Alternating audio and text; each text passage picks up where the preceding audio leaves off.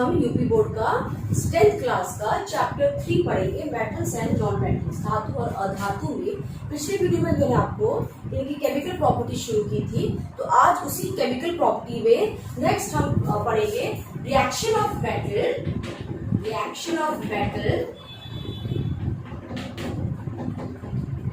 Metals with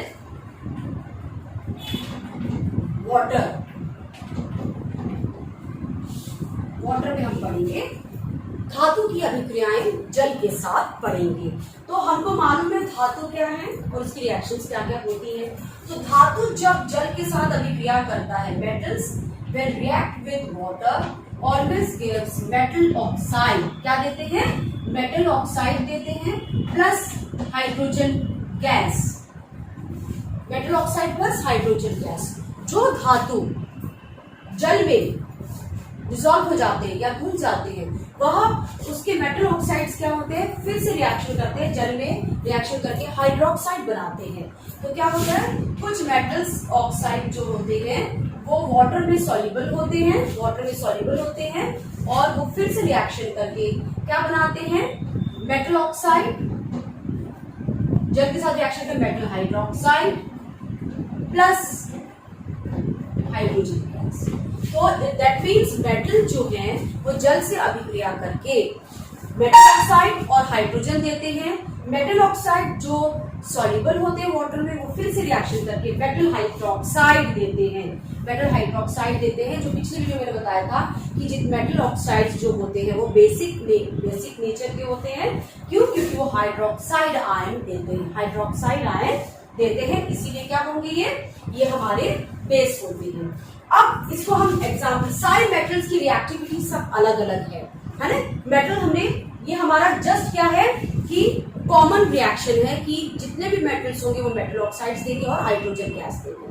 और जो धातु या जो मेटल ऑक्साइड सॉल्युबल होते हैं वो मेटल हाइड्रोक्साइड और हाइड्रोजन देते हैं। तो इसमें सबसे मेन इंपॉर्टेंट है जो कौन से धातु कैसे रिएक्ट करते हैं, जैसे पोटेशियम, सोडियम और हमारा calcium. Potassium, sodium and calcium. Potassium, sodium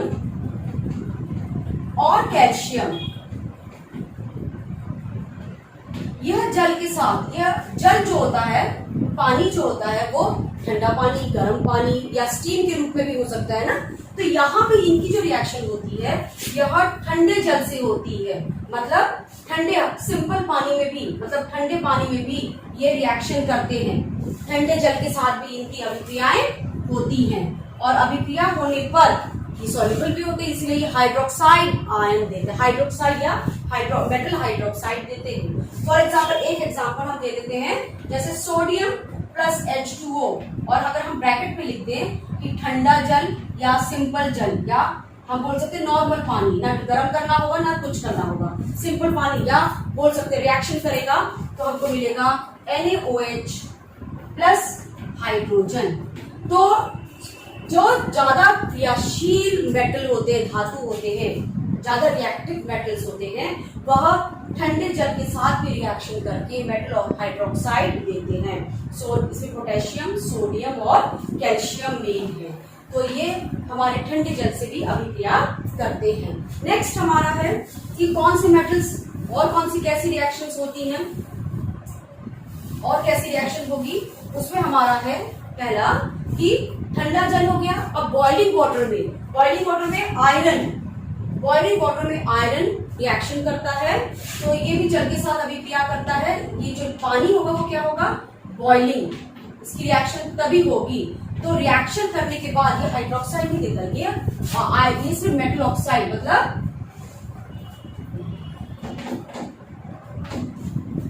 ferric oxide देता है ना। मेटल ऑक्साइड लिखा, और कौन सा मेटल है, आयरन, तो फेरिक ऑक्साइड देगा। उसके बाद ये हमारा क्या है, बॉइलिंग वाटर से रिएक्शन हो गई। अब जो उससे ज्यादा होंगे, जैसे मैग्नीशियम, एल्यूमिनियम और हमारा जो है मैग्नीशियम, एल्यूमिनियम और जिंक, मैग्नीशियम, एल्यूमिनियम एवं जिंक, मैग्नीशियम, एल्यूमिनियम और जिंक यह स्टीम भाप के साथ, जल किस रूप में है, भाप, स्टीम में रिएक्शन करते हैं और स्टीम जब रिएक्शन करेंगे तो ये मेटल ऑक्साइड देते हैं। तो एक एग्जांपल जैसे ये देगा magnesium oxide, aluminium oxide, zinc oxide, है ना। अब हम एक रिएक्शन देंगे, जैसे एल्यूमिनियम रिएक्शन करता है H2O, स्टीम, जो H2O किस रूप में होगा, स्टीम के रूप में। तो क्या रिएक्शन होगी, ये मेटल ऑक्साइड क्या बनाएगा, Al2O3 प्लस H2। तो इस रिएक्शन, ये है हमारा एल्यूमिनियम ऑक्साइड Al2O3, ये हमारा ferric oxide, ferric oxide, aluminium oxide, aluminium oxide. तो मेटल की रिएक्टिविटी वाटर के साथ मिलेगा तो हमको क्या, मेटल ऑक्साइड प्लस हाइड्रोजन, और जो मेटल ऑक्साइड सॉल्युबल होता है जल में वो हाइड्रोक्साइड देता है। लेकिन रिएक्टिविटी सबकी अलग अलग है, कोई सिंपल वाटर में भी रिएक्शन कर लेता है, कोई बॉइलिंग वाटर में रिएक्शन कर रहा है और कोई स्टीम के साथ रिएक्शन। तो रिएक्टिविटी डिफरेंट मेटल्स की होती है। तो जल के साथ जो रिएक्शन होती है मेटल की रिएक्टिविटी वो कैसी है, कौन सबसे ज्यादा रिएक्टिव है, तो जल से जो रिएक्टिविटी सबसे ज्यादा अधिक होती है, रिएक्टिविटी ऑर्डर अगर हम देखें, रिएक्टिविटी ऑर्डर अगर हम देखें तो जल के साथ जो सबसे रिएक्टिव है वो है हमारा पोटेशियम, फिर सोडियम, पोटेशियम सोडियम इस तरह से लिखते हैं, कैल्शियम, मैग्नीशियम, एल्यूमिनियम, इस तरह से रिएक्टिविटी सीरीज हमारी जाती है, जिंक,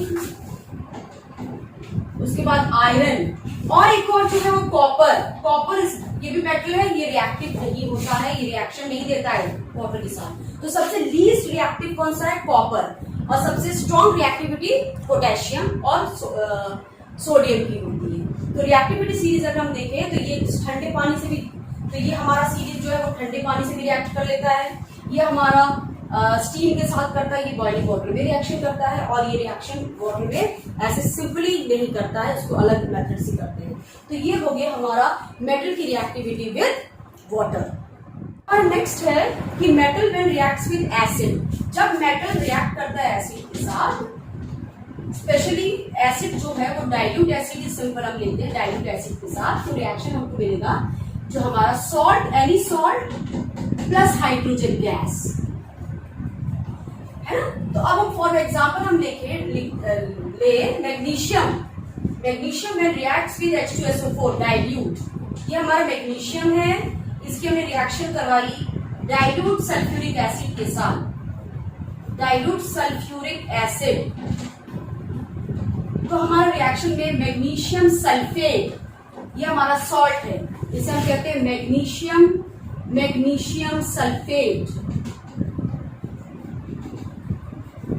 और हाइड्रोजन गैस। चाहे हम आयरन ले लें, आयरन की रिएक्शन भी कराएं आयरन के साथ, तो भी हमारे पास रिएक्शंस जो होंगे वो क्या होगा, FeSO4 plus H2, iron sulphate को हम फेरिक सल्फेट भी बोल सकते हैं, है ना। तो आयरन फेरस सल्फेट, इसमें 2 प्लस का है, तो ये फेरस सल्फेट है, फेरस सल्फेट प्लस हाइड्रोजन। अब मेटल की जो रिएक्टिविटी है वो भी जैसा हमने अभी पढ़ा, जल के साथ भी वाटर के साथ अलग अलग इसकी रिएक्टिविटी है, वैसे ही डाइल्यूट सल्फ्यूरिक एसिड के साथ भी या डाइल्यूट एसिड के साथ भी इसकी रिएक्टिविटी अलग अलग होती है। सबसे जो रिएक्टिव होता है वो है हमारा सोडियम, फिर हमारा मैग्नीशियम, ये डाइल्यूट सल्फ्यूरिक एसिड हो, कोई भी डाइल्यूट एसिड है उसकी साथ वो है एल्यूमिनियम, जिंक, आयरन, और जो है कॉपर लास्ट। तो कॉपर की रिएक्टिविटी सबसे कम है और सोडियम की सबसे अधिक रिएक्टिविटी है डाइल्यूट एसिड के रिएक्शन में। तो मेटल जब एसिड से रिएक्ट करता है सॉल्ट और हाइड्रोजन गैस देता है।